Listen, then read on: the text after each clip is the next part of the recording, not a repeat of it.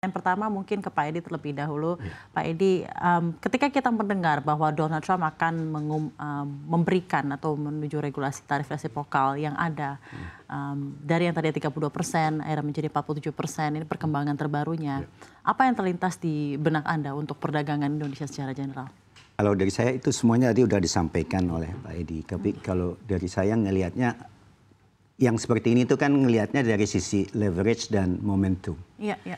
Jadi kalau saya, karena saya orang energi, saya melihat Amerika ini mengambil beberapa momentum di mana mereka itu punya strength yang luar biasa. Competitive advantage. Iya, dia itu produsen dan konsumen terbesar dunia. Dunia nih ya, kita bicara Amerika, baik minyak bumi maupun gas.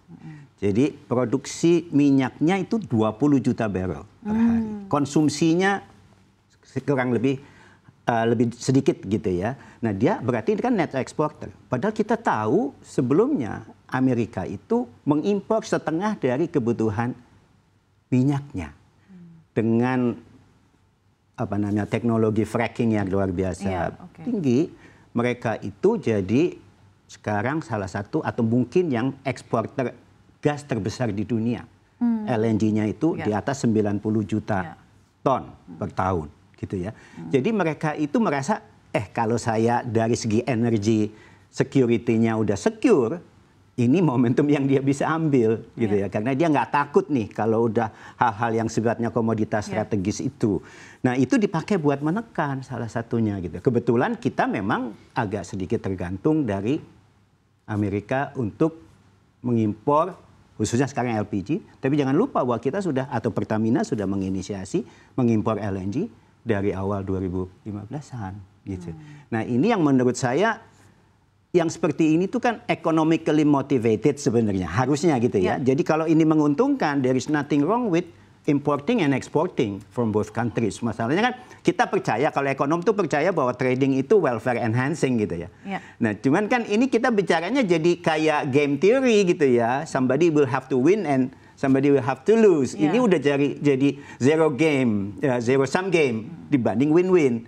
Padahal yang sebelumnya adalah globalisasi itu konteksnya kan win-win karena sama-sama welfare enhancing. Sekarang I'm going to win and you have to lose gitu. Konteksnya dan Anda melihatnya seperti apa urgensi dari penambahan impor LPG ini, Pak Wawan? Iya, karena kalau Pertamina itu sebelum ini aja kan udah mengimpor. Artinya dari sisi Pertamina mereka mengingat itu kan ada faktor ekonomik yang baik ya. Jangan lupa Amerika tuh jauh loh. Jauh itu berarti kalau bawa dari sana ke sini tuh takes time. Jadi 2 kali lebih panjang dari misalnya Middle East. Kalau Middle East 10 hari, dia harus 20 hari. Artinya kan selain transportation cost-nya lebih tinggi, itu juga ada biaya persediaan yang kita harus sediakan. Karena yang tadinya cukup 10 hari, persediaannya ini harus 20 hari karena waktunya agak lama. Tapi ternyata kalau dihitung-hitung masih lebih menguntungkan, go ahead gitu. Konteksnya memang biasanya perusahaan itu kan mencari portofolio. Jadi pada saat yang ini naik, yang ini turun, dia punya dua-duanya gitu. Jadi tidak hanya mengandalkan dari satu tempat. Nah kalau ini terpaksa mengandalkan satu tempat, pada saat dia naik tinggi, sebenarnya opportunity untuk mengambil dari tempat lain lebih murah, itu terus kemudian jadi hilang kalau misalnya kontraknya menjadi kontrak jangka panjang. Nah ini kan harus punya strategi dan biasanya perusahaan Pertamina itu sophisticated kok dari sisi melihat international trading opportunities gitu ya. Oke, menurut Pak Wawan langkah ini konsisten Pak dengan visi ketahanan energi nasional dan upaya untuk mengurangi ketergantungan impor khusus untuk energi? Ya kalau ketahanan energi itu kan sebenarnya accessibility-nya ya. Memang preferably itu harus sebaiknya ada di negara kita sendiri. Tapi itu hampir tidak mungkin.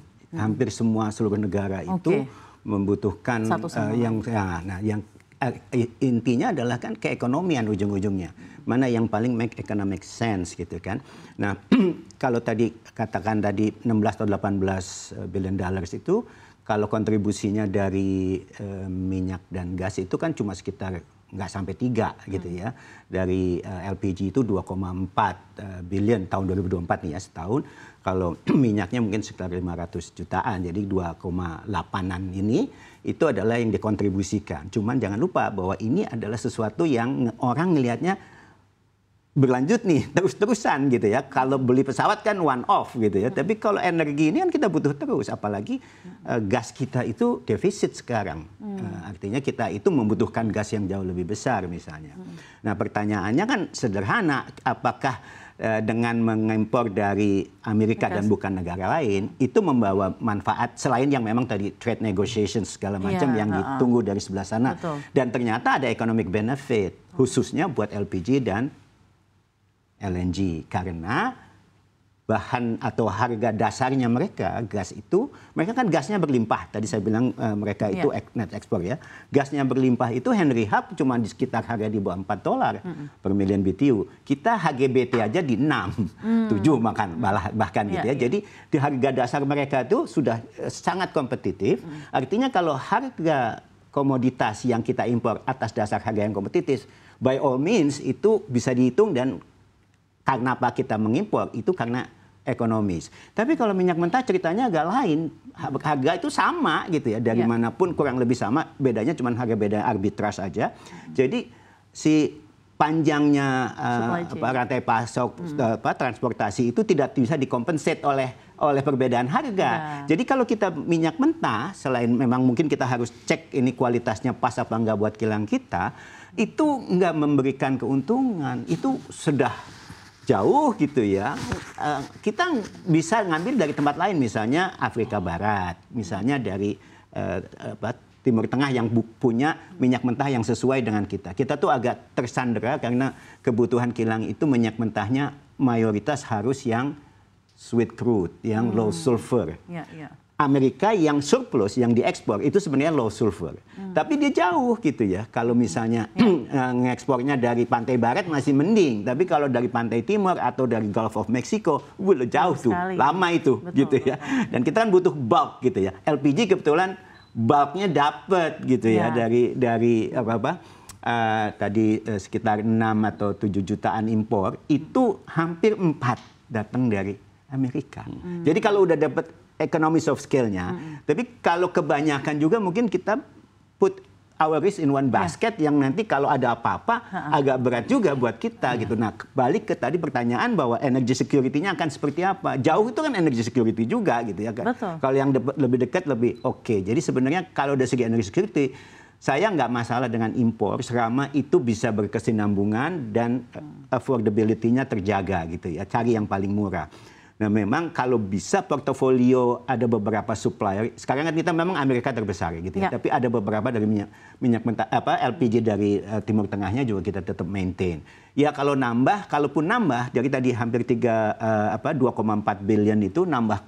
Kalau didobelin aja cuma 4 gitu loh.